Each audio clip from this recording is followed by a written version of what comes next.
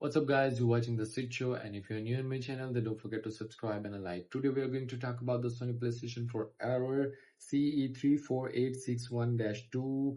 The PSN can't sign into the account. So I'm just going to share my screen on my left side, and here we go to the screen.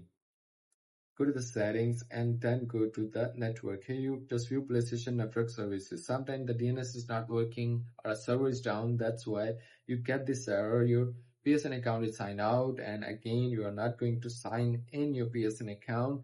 Here is the PSN server is working up. If the server is not working, then wait, Sony will fix this automatically. After that it will be signed in your account. If the working, then you have a local internet problem. You just restart your router, reset your router, and connect again with the Wi-Fi or a LAN cable, and it will be fixed. So simply that's how you can fix this error. And if you want to ask me a question, then leave a comment in the comment box, and see you soon for the next one.